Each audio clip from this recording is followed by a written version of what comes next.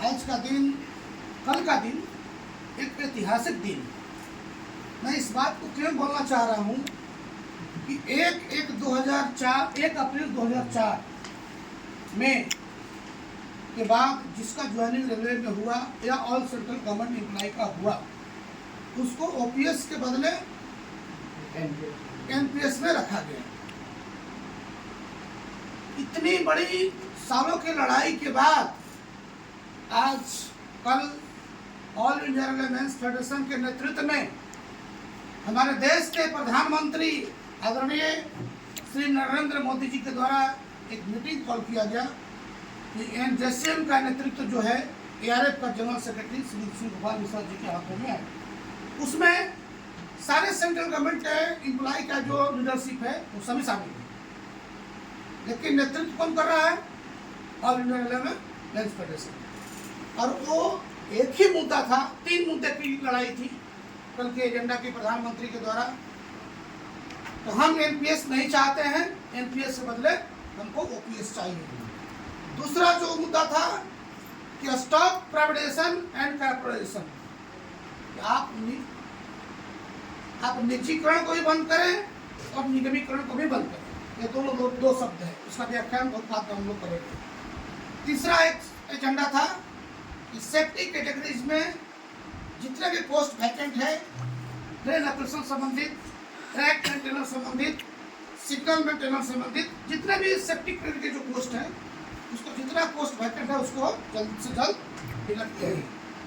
लेकिन कल प्रधानमंत्री महोदय द्वारा एनजेसीएम की मीटिंग में एक ही मुद्दे पर चर्चा हुआ और सारे मुद्दे पर सहमति दी गई। लेकिन एक चीज बताया गया कल के मुद्दे में कि हम ओपीएस भी नहीं लाएंगे, एनपीएस को भी खत्म करेंगे और एक नया स्कीम जो लाएंगे यूपीएस लाएंगे, यूनिफाइड पेंशन स्कीम। इसमें एनपीएस कर्मचारियों को, ओपीएस कर्मचारियों को भी दुविधा पैदा हुआ कि उसने जो लाइन लिखा कि सभी रेलवे कर्मचारियों को यूपीएस में एक आपका नियम में डाला गया, लेकिन बात ऐसी नहीं है। बात क्या है? ओपीएस का जो रूल पहले से जो चल रहा है, ओपीएस को कोई आपका छेड़छाड़ नहीं किया गया। पहला लाइन में ओपीएस का जो पहले से रूल जो चल रहा है, ओपीएस वही रहा। एनपीएस में सुधार किया गया। क्या सुधार किया गया?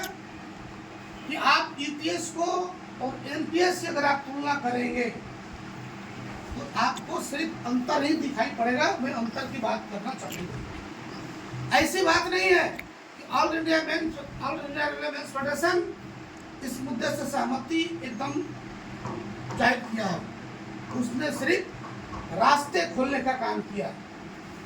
आज जब रेलवे में आप लोग इसलिए एनपीएस कर्मचारी को जानकारी नहीं है, इसलिए एनपीएस कर्मचारी इस बात को लिख रहा है कि एनपीएस हमको नहीं, यूपीएस हमको नहीं चाहिए, ओपीएस ही सिर्फ चाहिए, इसलिए कि उसने ओपीएस के बारे में जानकारी उसको हासिल नहीं है।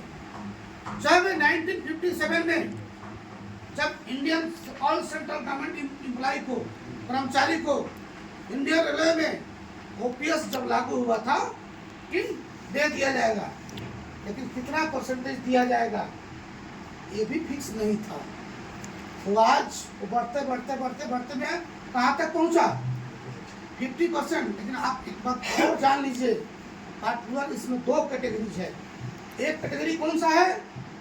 जनरल एम्प्लॉय, और दूसरा रेलवे कर्मचारी है रनिंग स्टाफ। रनिंग स्टाफ का पहले आपका जो पे एलिमेंट था, आपका कितना परसेंट था? बहुत ज़्यादा था, उसको लाकर 30% में रखा। आपका पेंशन बेनिफिट कितना था? 75%, उसको कहाँ तक आया? 50% पर आया। 55 रनिंग स्टाफ का। ऑल कर्मचारी का पेंशन स्कीम कितना आया? Pension benefit 50%। इसलिए आज ओपीएस कर्मचारी, एनपीएस कर्मचारी लिख रहा है कि हमको यूपीएस नहीं चाहिए, ओपीएस चाहिए। लेकिन ओपीएस की लड़ाई भी बहुत बड़ी लंबी लड़ाई है। 1957 से लड़ाई है, आज से लड़ाई नहीं है। तब जाकर के आज जो है ओपीएस कर्मचारी जो है नहीं था, आपके पास में पेंशन ग्रांटेड नहीं था, आज उसको रास्ता खोला गया है कि नहीं, आप हमको 50% पेंशन दीजिए, दिए उस पर दीजिए, उसको रिलेटेड पे कमीशन से कीजिए। जितना पैसा मेरा जो जमा हुआ है, अंतर क्या हुआ कि ओपीएस का कटता है कितना 10%, एनपीएस का भी कटता है 10%, गवर्नमेंट का कंट्रीब्यूशन कितना है 14%, 14%। आज इसको बढ़ाकर कितना परसेंट किया 18.5%।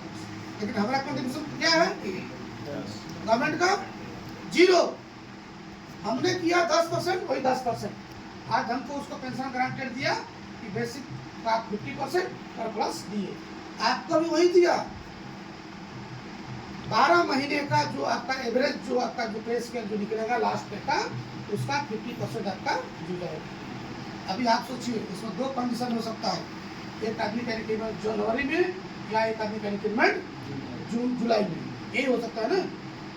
कोई अगर मई में रिटायर हुआ तो उसका जनवरी का इंक्रीमेंट ले चुका है, कोई अगर आदमी जून में रिटायर हुआ तो जुलाई का भी इंक्रीमेंट उसको मिलेगा। ये रेलवे की लड़ाई आज से।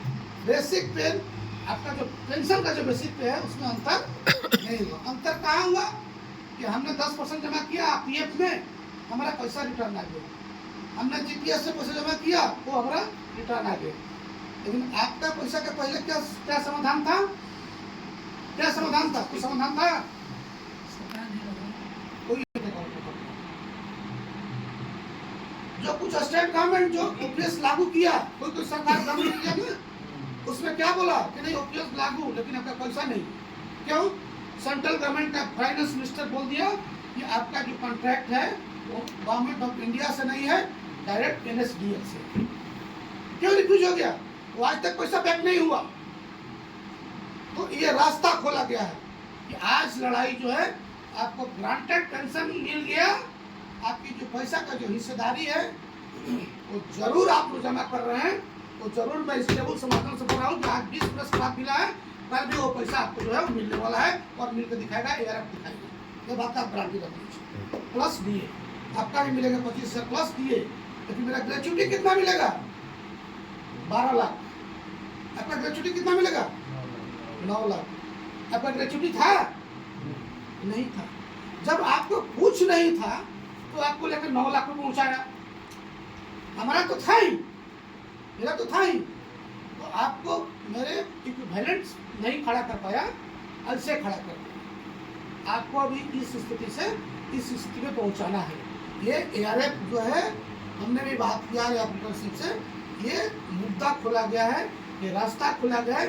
आप भी उसी स्केल में जिसको ओपीएस को दिया जा रहा है, आपको भी पेंशन जो है उतना ही दिया जाएगा और वही बेनिफिट दिया जाएगा। आपका जीपीएस काटता है total basic plus running staff का, बेसिक प्लस 30% मिला करके प्लस डीए उसका 10% करता है। नॉर्मल एम्प्लॉय का जो है बेसिक और डीए का 10%। कहाँ ये अंतर है भाई? आपका पैसा ज़्यादा कटता है। अब एक क्वेश्चन ये भी राइज करता है, क्या होता आप होता था ना कि एनपीएस का 60% पैसा आपको मिल जाएगा, 40% हमको पेंशन फीस होगा। कितना परसेंट फीस होता था? 2000, 3000। और क्या होता था उस टाइम में? आपका मार्केट डाउन ऐसा शेयर मार्केट कर देगा कि आप बोलेगा कि साला 1500 पेंशन लेकर चलेगा, और 60% में कोई गारंटी नहीं है, क्योंकि आपको ऑप्शन दे दिया।